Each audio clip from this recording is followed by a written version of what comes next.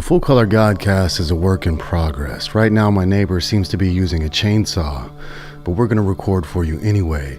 Speaking of chainsaws, the Bold and Determined Barbecue happens January 7, Los Angeles, California. No phony spiritual leaders, just the new true Buddha. So, January 7, B&D BBQ, all are invited, all are welcome, the price is free. January 7, Los Angeles, California. The meeting spot is 20 minutes away from Los Angeles International Airport, aka LAX, aka the place you don't really want to be. What to do if you're broken and you cannot function normally anymore? The doctors have no answer. That's because doctors practice medicine in black and white. They only know medicine. Doctors are not trained in any other way to help you other than to give you pills, other than to give you medicine. Perhaps what is wrong with you is that you lack life purpose. Perhaps what is wrong with you is that your body is not in motion. Perhaps what could heal you possibly is sound therapy. Perhaps you could heal yourself by chanting. Is that outside the realm of possibility? No, it is not. That is why doctors cannot help you, because what's going on with you comes from within. It's not from without. It's not a problem with your hormones. It's not a problem with something inside. You're out of tune with your body, and you must become in tune with your body. How do you do that? You listen to all of the Full Color Godcasts, and then you put the pieces together while you are in motion. How do you get in motion? You get into a car, you turn on music with a slow, simple, steady beat with some deep bass that provides a hum, and then the answers will come to you in motion. That's how you heal yourself. That's how you become a normal person again. You said never trust a Thai girl. Can you elaborate? Yes, I can elaborate. I said never trust a Thai girl because the word lie does not mean the same thing in the Thai language that it means in the English language. We say lie is a bad thing. They say lie is a way of life. They lie is a way of life, all right? We don't have to look at it as good or bad. That's simply the way that they are. They think of lying, they think of telling the truth all the time as stupid. They think white people who tell the truth are stupid Falun who always tell the truth. They think it's dumb to always tell the truth. That's why you don't trust a Thai girl, because they don't think like us. They don't think that telling the truth is a good thing. When you say, tell me the truth, what she's going to say is what she thinks you want to hear. So that's why you don't trust Thai girls, because they are completely different from, say, an American man. They do not have the same thoughts about lying. They do not have the same that we have about lying. Lying is a way of life in most of the world. That's why you don't trust the words, you trust actions. You trust what you can see. Next question. Have you ever used prostitutes? What do you think of guys who do? Guys who use prostitutes usually are saving money and saving time. What a great way to, what a very efficient way to take care of all of your needs. Save time, and get exactly what you want with the prettiest girls in the world. The prettiest girls in the world become prostitutes. That's obvious. You see these dirty little crack whores on the side of the street, but what you don't see are the high-class prostitutes who don't advertise themselves on the side of a goddamn bridge. The best-looking girls in the world who have the best bodies, the best physiques are prostitutes. That's the way it is. So what do I think about guys who use them? Yeah, pretty smart, isn't it? How do you prevent stammering, stuttering, and eye tics from general anxiety without drugs? I don't know. Stressed with exams at uni, how do I motivate myself to get shit done and stop feeling sad and stressed at 19 years old? Here's exactly what you do to motivate yourself to get shit done and stop feeling sad and stressed at 19 years old. Walk out the door of the university and don't come back. Walk out the door of the university and don't go back. Why do you think you're stressed at 19 years old? Because you're doing stupid shit that doesn't motivate you. You're doing stupid shit that doesn't fulfill you. You're doing stupid shit that doesn't give you life purpose. Going to university at 19 and studying from other book learners who don't know shit about shit is a stupid way to live life, and it causes you to be sad and stressed at 19, which is evidenced by your question. How do you fix the problem? You chop the head off at the root. You chop the head off at the root and you quit university. University is what's making you feel that way. You wanna an easier answer? You can't have one. You can't have one. University is why you feel that way.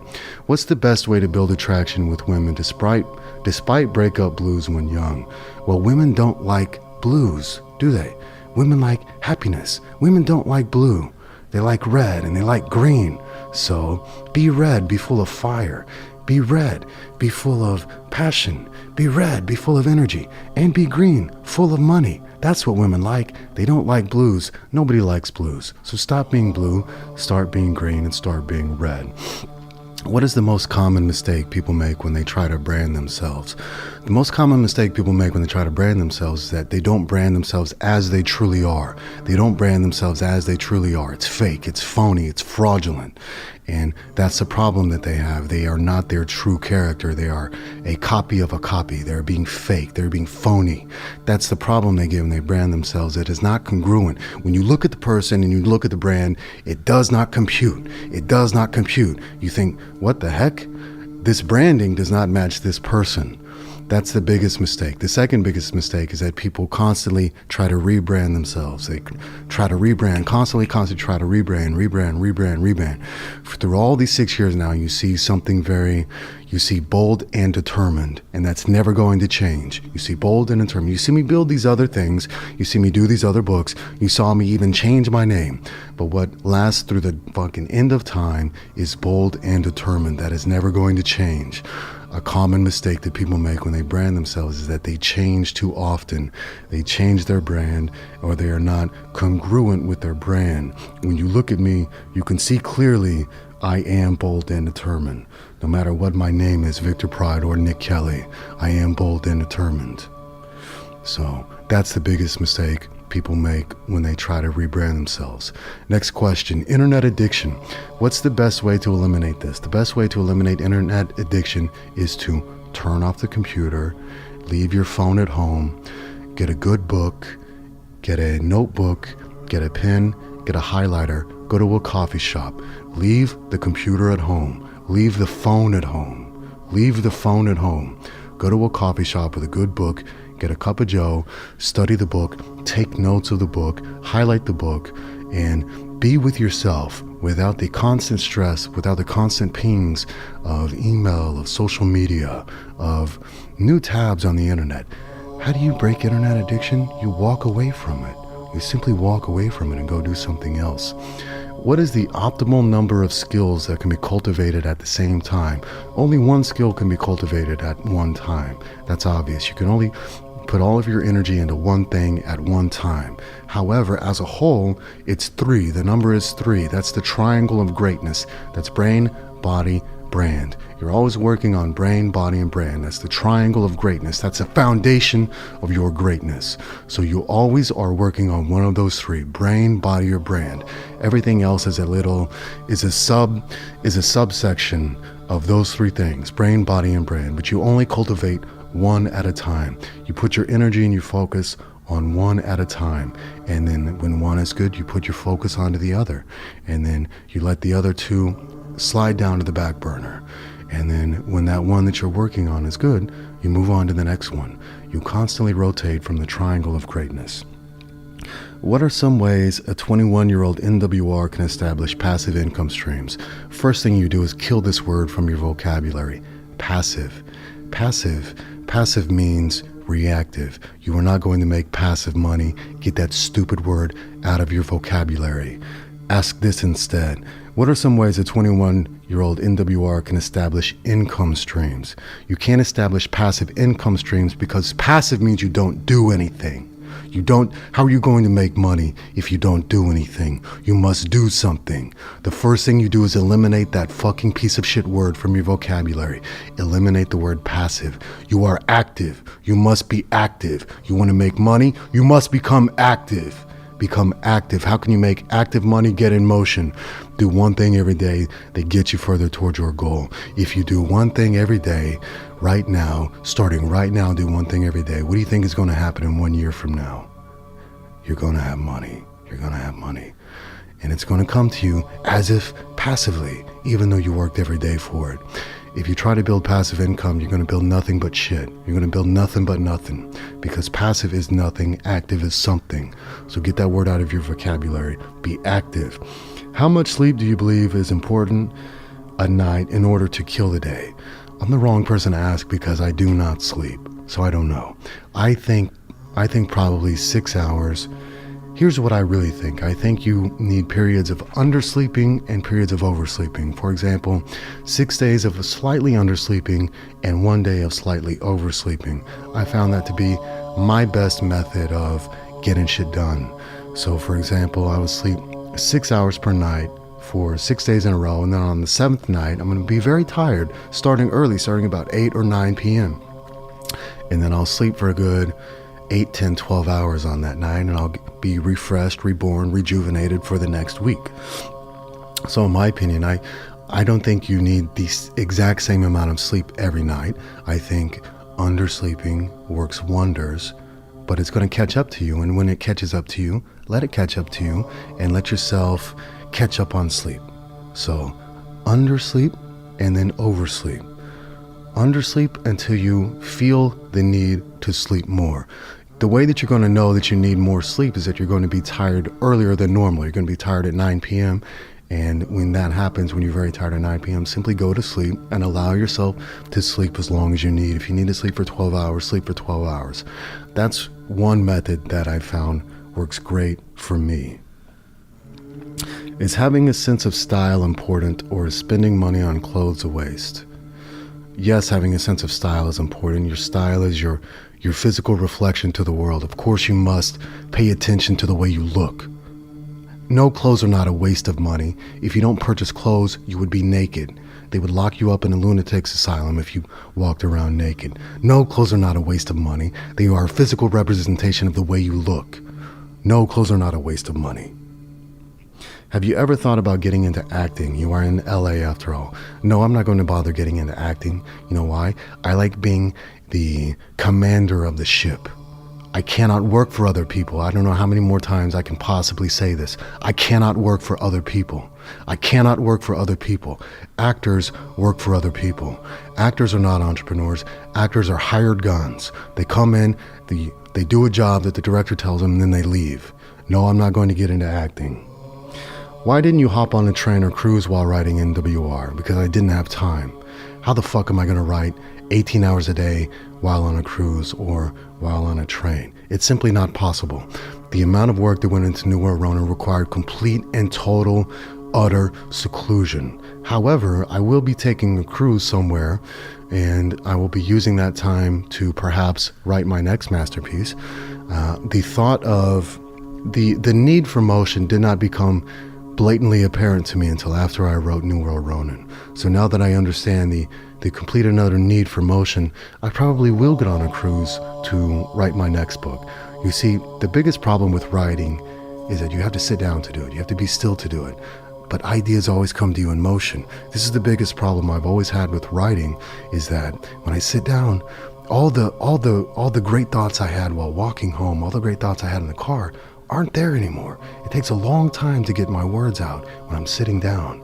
So next time I will be probably on a cruise, or I might even simply get a treadmill desk to put my body in motion so I can write without overthinking. So that is a very good idea, to write on a cruise.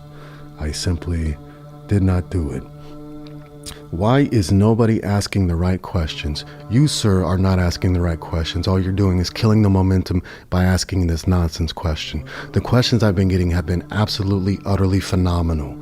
They have been phenomenal questions. They've been great questions. Your question is the worst one. So why are you asking a useless, filler, nonsense question when you could have taken that time to ask a great question? You ask, why is nobody asking the right questions? Well, why don't you ask the right question? Why don't you ask the right question? Why don't you be the model of success instead of being the model of negativity? I'm in good shape and hit the gym regularly, but I drive Uber long hours a day. Do you consider driving as sitting or moving? I consider it as both. Driving for me is very therapeutic. It is meditation. However, driving an Uber, you must constantly stop and start. So you don't get the same benefits that you would driving on the highway fast. You don't get the same benefits of a long drive. So I consider it both. Your body is in motion when it is literally in motion, but when you're stuck in traffic, when you're sitting still, you are sitting. So it's both. It can be both. It can be very therapeutic when you're driving long stretches, when you're driving long periods, and it can be very anxiety inducing when you must constantly stop and start. So it's both. I'm in good shape and hit the gym regularly. Okay, I just answered that. What type of questions do you wish people asked more of? Honestly, I'm getting the most incredible questions that I've ever received in my entire life, and they just get better. You all are asking the most phenomenal questions I could have asked for. So I don't wish that you would ask more questions about anything. I wish that you would simply ask the questions that you want to know, and then I will answer the questions that you would like to know. Is it normal to feel guilty when you outgrow friends? I think probably it is normal. I don't personally feel that, but I think it probably is normal. There's nothing it's not abnormal for you to feel that way. You're not the only person in the world that feels that way. Most people in the world do feel that way. So you are like most people in the world in that sense. But if you outgrow your friends, you outgrow them. And if you don't leave the friends that you have outgrown, they're going to pull you back into the pot like the crabs who pull all the other crabs back into the pot when they're being boiled alive. So if you feel guilty enough that you want to stay and be boiled alive with your friends who are going nowhere, go ahead and stay with them. If you want to climb out of the pot so you're not burning, then you're going to have to leave them behind. And you're going to have to leave those feelings of guilt. Will you dedicate time to talk about girlfriends, wives, and marriage more extensively? I simply am answering questions. So the questions that you ask are the questions that I answered. Am I going to dedicate more time to it? No, it's not part of my agenda to dedicate more time to it. If I get these questions, I will answer them. Next question. I live in Asia with a nice local girlfriend who takes care of me for the past year while working on my business. Everything is perfect. I live a happy life. I make good money, and this can continue forever.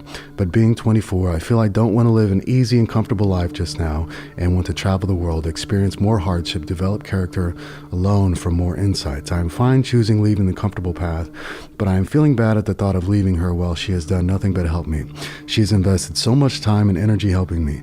I feel it is unfair she has to suffer. Do you have any thoughts on that? Yes, I do. I do agree with you that it is unfair that she has to suffer. I've been in that situation before where Asian female has helped me very, very much, and it was very hard to leave her because she did put all of her energy and her time into helping me grow my business. And I do feel that it is unfair to leave a person like that who gives you their all. I feel that is very unfair. It's something that I struggle with, and the way that I get around this, I still take care of the person who took care of me. You see, it's been over a year now, but I still monetarily take care of the person who took care of me. So I didn't leave the person fully. I still make sure that she has money to eat, money to buy clothes, money to go to the gym, money to relax, money to have a little fun, because she put in many years into developing me and helping me grow, and it would be unfair to simply cut her off. So I have not cut her off, and I will not cut her off. That's the way I do it, and it's just something that you're going to have to just bite the bullet on. If you feel that need to go, you're going to have to bite the bullet and just do it. This does create jaded Asian females. When you go to Asia and you're looking for a good female to take care of you, you want to find one who has never had a white boyfriend before, for this specific reason. When they have white boyfriends and they put all their energy into the white boyfriends, and then the white boyfriend leaves, they become jaded. And that's the worst thing to be. So, yeah, it's a real double-edged sword. It's a real bitch of a problem. I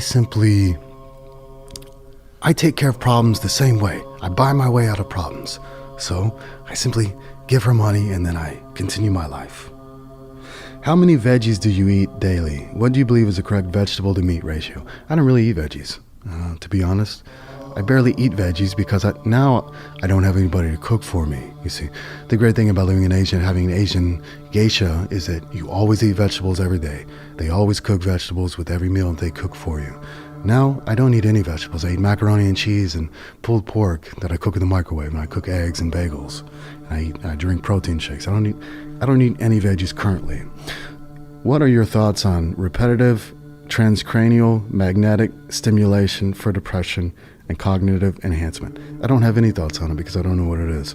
You mentioned Singapore is great for banking. Which bank do you use? What advice would you give to a Westerner looking to open an account there? Here is my advice for a Westerner looking to open an account in Singapore. Don't Don't do it, because the United States government is going to try and fuck you for all of the money you put in there.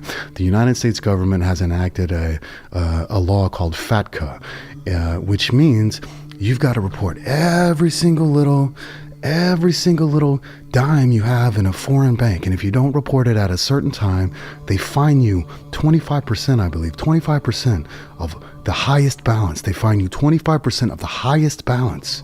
All right? Never mind if it's a business account. Never mind anything. They fine you 25% of the highest balance. So unless you are very, very in tune, unless you have a very great tax attorney, don't open foreign accounts if you're a United States citizen, because the United States government, aka the mob, is going to try and fuck you out of all of your money. What is the difference between epiphanies thought of in motion, as in walking, jogging, driving, versus those thought while being still, while showering, during a dream, meditation? Both work, but why do you focus mainly on motion activities? Well, this is when you have revelations in the shower, you're in motion. I consider in the shower to be in motion. That's why we always have great ideas in the shower, because we have the water that is pouring on our body and it's giving us the vibration, putting us in motion. The water hitting our body puts us in motion because it vibrates us. So you are in motion in the shower. When you are meditating, your body is physically still, but what you're trying to do is vibrate your body to a different state of consciousness. So it's all about vibration. If we take away the word motion and we think simply about the word vibration, that's when ideas come to us. That's when revelations come to us. When we're still and we don't have the vibration, that's when ideas do not come to us. I speak more about driving and walking and jogging because these are things that literally anybody can do. Anybody can put them into motion right away. And that's why I focus more on them. What do you think about university to become a lawyer? Is it worth it, or should I pursue creating my own path? If you want to be a lawyer, you have to go to university. That's obvious. Do you want to be a lawyer? Do you really want to be a lawyer? If you want to be a lawyer, go to university and become a lawyer. If you don't want to become a lawyer, don't go to university. It is that simple. It is that simple.